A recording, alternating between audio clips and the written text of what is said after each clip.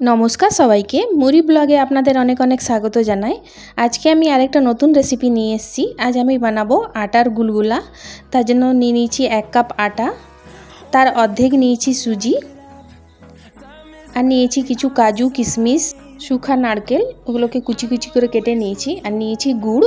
আমি এটা গুড় দিয়ে বানাবো, আপনারা চাইলে চিনি দিয়েও বানাতে পারেন। প্রথমে একটা কড়াই বসিয়ে নিয়েছি। কড়াইয়ের মধ্যে দিয়ে দিলাম 1 কাপের মতন জল। জলটা যখন গরম হয়ে যাবে তখন এর মধ্যে দিয়ে দেবো আমি গুড়টাকে খালি আমি জলের মধ্যে গুলাবো, এটা ফুটাবো না। গরম হয়ে যাবে যখন গুড়টা গলে যাবে, তারপরে আমি এটা দিয়ে আটাটা মাখবো। গুড়টা দেখুন গলে গেছে। এরপরে গ্যাসটা বন্ধ করে দিলাম। গুড়ের জলটাকে একটু ছেঁকে নেব। গুড়ের মধ্যে অনেক রকমের নোংরা থাকে, সেই নোংরাটা বার হয়ে যাবে। দেখুন কত নোংরা বার হয়েছে। এরপরে নিয়ে নিয়েছি আটাটা, এর মধ্যে দিয়ে দিলাম সুজিটা দিয়ে ভালো করে মিক্স করে নেব। তারপরে দিয়ে দেবো এর মধ্যে কেটে রাখা ড্রাই ফ্রুটসগুলো। তারপরে দিয়ে দেবো আমি একটুখানি নুন, স্বাদটা ভালো আসবে। দিয়ে দেবো 1 চামচের মতন পানমৌরি, দিয়ে দেবো 1/2 চামচের মতন বেকিং পাউডার, আপনারা চাইলে বেকিং সোডাও দিতে পারেন। দিয়ে ভালো করে মিক্স করে নেব। তারপরে গুড়টা দিয়ে এটাকে মাখাবো। গুড় জলটা দিয়ে এটাকে মাখিয়ে একটা ডো বানিয়ে নেব। খুব একটা পাতলাও না আর খুব ঘনও না, মিডিয়াম করে মাখতে হবে।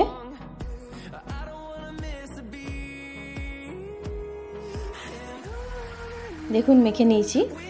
এরপরে একটা কড়াই বসিয়ে নিয়েছি। কড়াইয়ের মধ্যে দিয়ে দিয়েছি রিফাইন তেল। তেল গরম হয়ে গেছে। এরপরে আমি একটা একটা করে সব গুলগুলাগুলো দিয়ে লাল লাল করে ভেজে নেব। আঁচটাকে মিডিয়াম রেখেছি, খুব বেশি আঁচ দিলে উপর থেকে লাল হয়ে যাবে, ভিতরটা ভাজা হবে না। এই গুলগুলাগুলো বানাতে আমি আমার মায়ের কাছ থেকে শিখেছি। খুবই ভালো লাগে, খুব টেস্টি লাগে খেতে। এই গুলগুলাগুলো ঘুগনির সাথে খেয়ে দেখবেন, খুবই ভালো লাগে। আমার বাবার বাড়ির দিকে ঘুগনির সাথে খায়, খুব ভালো লাগে খেতে। আপনারাও বানিয়ে খেয়ে দেখবেন। আমার ভিডিও যদি আপনাদেরকে দেখতে ভালো লাগে তাহলে সাবস্ক্রাইব করবেন, লাইক করবেন, কমেন্ট করবেন, আর ঘরে অবশ্যই একবার বানিয়ে খেয়ে দেখবেন। দেখুন পুরো লাল লাল করে ভেজে নিয়েছি। এরপরে তুলে নেব।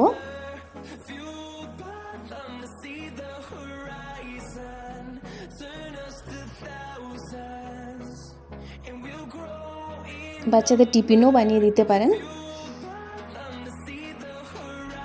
সবগুলো তুলে নিয়েছি।